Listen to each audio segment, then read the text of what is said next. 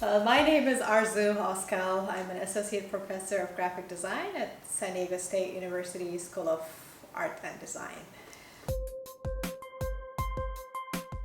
Well, graphic design is defined as the communication of ideas and messages through graphic elements such as photography, typography, illustration. And that's pretty much how I define it too. How you communicate ideas and messages. Yeah, using all the methods and tools that designers use.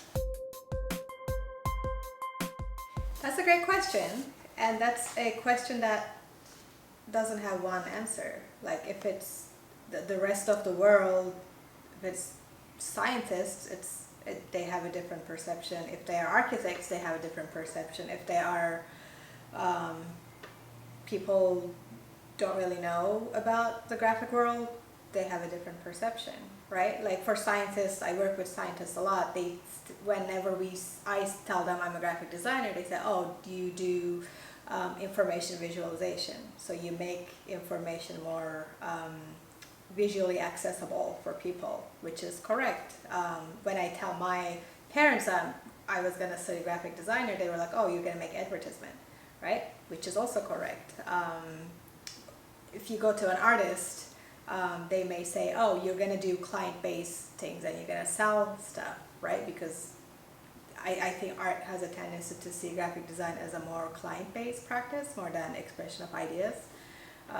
So yeah, it changes from people to people or demographic to demographic. Well, I don't define myself. I used to define myself as an artist. No, first I defined myself as a graphic designer because I studied graphic design as an undergraduate. Then I was done with it, so I went back to grad school and I became an artist. I'm like, I'm not a graphic designer anymore, I'm an artist. Now I don't say I'm an artist or designer, I'm a creative practitioner because I borrow tools and methods from both. And I bounce back and forth, being more creative and expressive with artistic tools, or still do client-based stuff with more traditional forms of graphic design. It is possible to be a graphic designer and not be an artist. Yes. Do you want me to articulate? Sure. Yes, because I've done graphic design at corporations where you can't really add your own creative, but you can't really add anything from yourself to the communication, right? They give you the logo, they give you the color palette, they give you everything, and all you have to do is to follow their corporate branding outlines and like put things together. And there's not much art in it, right? You still need to make visually, aesthetically pleasing things, but I would not call that an art form. It's more of using the tools of technology and the grid and good typography and bringing something together to satisfy a client's requirement. There's nothing expressive in it. But at the same time, it doesn't mean that designers can't be artistic. I have to highlight that. Yeah, because there are a lot of graphic designers who bring in their own full creative agenda into client work too. And they somehow convince their clients that no, this has to be done this particular way. It's not what they had is wrong, right? They can convince the client to go completely nuts based on the designer's perspective. Well, finding the right client. Like when you do client-based graphic design, finding the client that won't suck your soul is an obstacle. And that happens. Like I used to work for a corporation construction company that they had no idea what we did within the creative team. And they all wanted to, like they thought we were just there to use the mouse only. And that happens a lot when you're younger. Like starter, right, junior designer, you sit down and they think you're a part of the computer. They don't think you have a brain and you have a schooling and you have some experience and, you know, ideas of what should and shouldn't be done. And they told me things like, oh, we have to do the background green because that's my wife's favorite color, right? No, it's not. The color theory, gone, right? So that's one of my, what was the question? Challenges? Yeah. As a designer, to find people that would value what I'm bringing into the table, not just insist on what they want. So 2 parts. So here's an add-on. What did you do in the moment when you found yourself confronted with the obstacle, but you couldn't get out of it? What did you do with your mindset, or how did you make it through those moments? Right.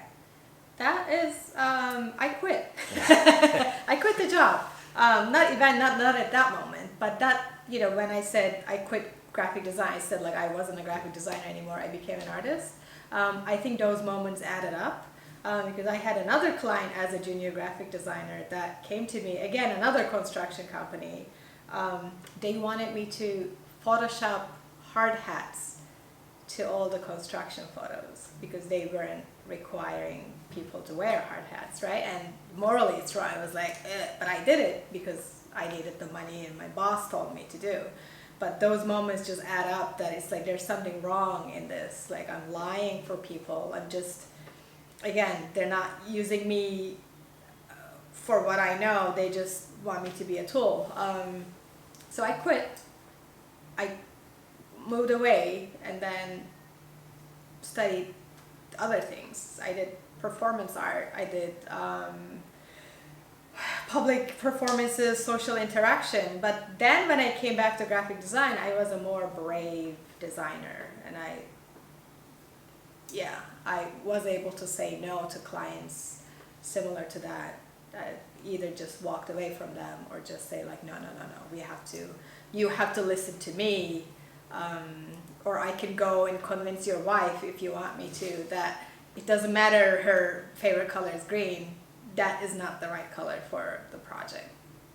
Yeah, so experience, you know, you need some life experience to be able to understand that you have power in such situations. What is attractive to you about being a designer or artist? And you've already kind of answered this, but have you ever had to adjust how you see yourself as a designer or artist? You kind of already answered. I see myself as a designer, and I see myself as a creative practitioner, and I love graphic design. I love design. Like one of the definitions of design that I use a lot is from Viktor Papanek. He says design is bringing meaningful order to chaos, right? So I use that a lot in my life. It's not just putting together type and image and making a booklet, but I you know, organizing my office, I use design tools. Dressing up, I use design tools. If there's a problem I need to solve, rather about my relationships, my students, my life, I use design thinking now to address those things, which is basically seeing what I have in front of me, organizing them in a way, understand them, analyze them, and then rethink my relationship with those elements. So it helps me a big deal, being a designer and like approaching to issues and problems that I'm, you know, challenged by every day, not necessarily just client-based work. The reason I became a graphic designer is a graphic designer named Herb Lubalin. And especially his mother and child logo that he designed. And I saw this in one of my sister's art history books. I was little and I saw this logo. I was in high school, but not little. But I was like, this is incredibly brilliant and I want to be a graphic designer. So, you know, I think being 16, 15, high school age, that was my first interaction with graphic design. There's a huge list of people I can email you. But I'm inspired by everybody, you know, like it doesn't have to be just grandiose graphic designer. Like I see things online every day, I'm inspired by them. I look at a lot of things. I'm constantly looking, researching, playing with people and just for inspiration. I used to struggle being a designer or between identifying as a designer or artist, not anymore. The future of graphic design is awesome. No, graphic design is a field that is constantly evolving. Like, it doesn't have a past. You know, yes, we do have a history of graphic design, and we start from cave paintings to, I don't know, Industrial Revolution to maybe Macintosh, right? But it's constantly evolving, especially now with the technologies of artificial intelligence or virtual reality, augmented reality, probably self-designing softwares are coming, right? Templates is really interesting too. Like, we don't need graphic designers anymore. Web design, you know, you just put images in boxes and everything is beautiful.